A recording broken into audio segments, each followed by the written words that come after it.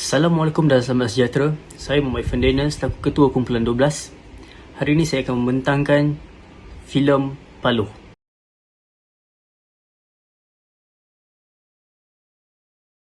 Filem Paloh adalah sebuah filem drama sejarah yang dikeluarkan pada tahun 2003. Filem ini diarahkan oleh Adnan Saleh dengan skrip oleh Adman dan Al-Jafri Mat Yusof. Dan juga filem ini terbitkan bersama Filem Negara Malaysia FNM dan Perbahanan Kemajuan Filem Nasional Malaysia FINAS. Seterusnya kita kepada kerelevanan Paloh dengan falsafah dan isu semasa. Pertama, argumentation ad hominem. Maksudnya adalah hujah ejekan. Seterusnya adalah falsafah etika. Falsafah etika adalah pengukuran yang digunakan untuk membezakan perilaku seseorang individu sama ada baik ke buruk. Seterusnya adalah falsafah logik. Falsafah logik adalah komponen yang sangat penting dalam falsafah kerana ia menumpukan cara manusia berfikir dengan betul, iaitu cara pemikiran yang kerap digunakan untuk bertindak dengan melakukan sesuatu perkara. Akhir sekali adalah falasi dalam berfikir. Falasi dalam berfikir adalah merupakan kesalahan berfikir di mana perkataan falasi adalah bermaksud hujah yang lemah dan tidak boleh diterima yang timbul kerana andaian yang tidak benar yang disebabkan oleh keadaan kita. Selepas itu, falsafah dan cara berfikir. Baik, filem genre cerita ialah filem yang berasaskan cerita rekaan walaupun berunsur sejarah tidak tepat seperti hakikat sejarah. Hal ini kerana terdapat unsur-unsur seni dalam bentuk filmik yang harus dipaparkan untuk memberi kekuatan dan daya tarikan. Sebagai contohnya, 4 sahabat berkhidmat sebagai polis Jepun dan mereka turut tersepit di tengah-tengah pergolakan yang berlaku antara tentera Jepun dengan Perjuangan Parti Komunis Malaya (PKM). Antara isu yang berlaku dalam filem ini adalah percintaan antara Ahmad dengan Siulan dan percintaan antara Putih dengan Fatimah. Persoalan cinta dan persoalan dendam merupakan dua perkara yang bertentangan, tetapi ia boleh dikaitkan antara satu sama lain. Kerana ingin memiliki antara satu sama lain tetapi tidak kesampaian kerana halangan tertentu, maka wujudlah perasaan dendam. Amidah Abdul Hamid pernah berkata dalam kajiannya dalam sastra Melayu, menjelaskan dendam adalah satu perasaan dari bentuk emosi yang dicederakan sama ada pada anggota tubuh badan ataupun pada maruahnya. Apabila Osman memasuki Parti Komunis Malaya semata-mata bertujuan untuk membalas dendam terhadap kematian bapanya yang berbangsa Cina yang dibunuh oleh Jepun, bukanlah perjuangan. Seterusnya, persoalan cinta tanpa mengenal batas pada bangsa, agama dan budaya.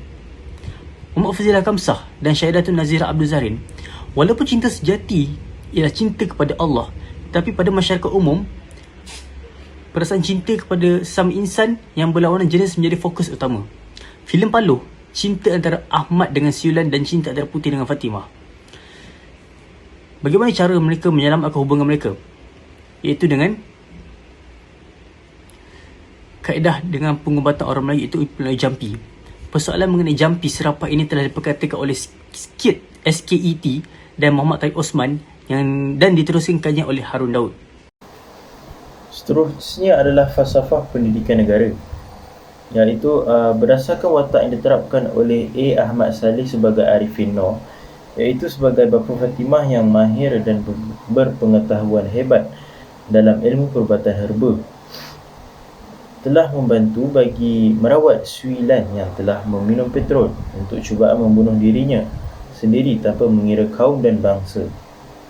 Maka warga negara Malaysia yang berilmu, berpengetahuan, berakhlak dan bertanggungjawab merupakan unsur-unsur penting bagi mengekalkan keharmonian serta kemakmuran masyarakat dan negara. Seterusnya kita pergi ke rukun negara. Rukun negara yang terdapat dalam filem Paloh adalah kesetiaan kepada raja. Seterusnya adalah prinsip kesetiaan kepada raja dan negara adalah berteraskan kepada amalan sistem demokrasi berparlimen dan raja berperlembagaan. Masyarakat juga perlu menanam sikap bertanggungjawab, sanggup korban demi negara dan memberi sumbangan terhadap pembangunan negara. Prinsip rukun negara kedua yang terdapat dalam filem Paloh adalah kesopanan dan kesusilaan, menekankan perkembangan personaliti dan tingkah laku setiap rakyat dengan tujuan untuk membentuk warga negara yang bersopan santun dan bertata susila. Seterusnya kita sambung kepada konsep sejahtera.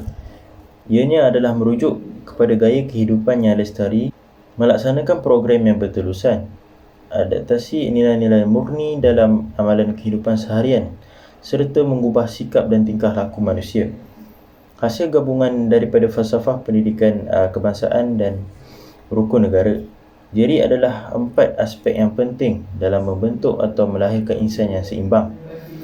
Dalam filem Palu, diperlihatkan dengan kronologi yang berkaitan dengan konsep sejahtera. Filem ini memfokuskan terhadap nilai murni yang ada pada Arifin Noh. Beliau telah menunjukkan nilai cinta akan negara, merujuk kepada perasaan sayang dan bangga terhadap negara melebihi kepentingannya yang sendiri. Bapa Fatimah atas semangat mempertahankan negara tercinta telah menyertai pasukan komunis semata-mata untuk menentang penjajah. Ini adalah bukti bergambar merujuk pada perjumpaan beberapa kali yang telah diadakan sepanjang dalam menyiapkan projek filem Palu untuk subjek falsafah ini. Itu saja daripada kumpulan kami dalam tajuk filem Palu untuk subjek falsafah. Sekian, terima kasih.